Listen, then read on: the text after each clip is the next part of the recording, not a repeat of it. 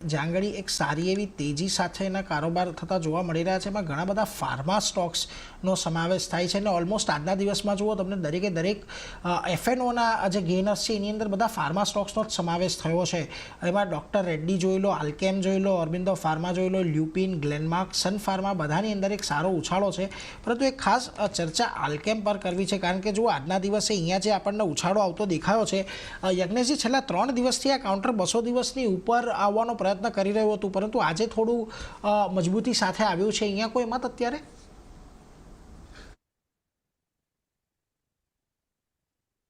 જે રીતે ઓવરઓલ જોઈએ તો એક નીચેના લેવલ્સથી આપણને એક બેઝ ફોર્મેશન જોયું હતું અને એક સારી રિકવરી જોવા મળી રહી છે.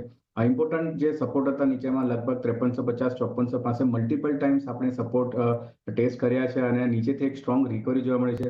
ગઈકાલના ટ્રેડિંગ સેશનમાં ઇમ્પોર્ટન્ટ રિવર્સલ કેન્ડલસ્ટિક પેટર્ન જોઈ હતી અને લાસ્ટ 3 ટ્રેડિંગ સેશનની જે હાઈ હતો રેન્જ હતો એ પણ બ્રેક થતા જોવા મળી છે. વ્યૂ પોઝિટિવ છે આલ્કેમ લેબની અંદર. પોસિબિલિટી છે કે હાઈ એક અપસાઇડ મોમેન્ટમ હજુ કન્ટિન્યુ રહી શકે છે. ઉપરમાં આપણે જોઈએ તો લગભગ 5700 નો એક ઇમ્પોર્ટન્ટ રેઝિસ્ટન્સ છે, લેવલ્સ આપણને આવતા જોવા મળી શકે છે. લોંગની સલાહ છે આ લેવલ્સ પર 5700 ના લક્ષ્યાંક માટે અને નીચે સ્ટોપ લોસ રાખવો છે 5450 નો. 5450નો સ્ટોપ લોસ સાથે 5700ના એક ટાર્ગેટ માટે તમે અત્યારે ખરીદદારી કરી શકો છો. એટલે એના પર એક ફોકસ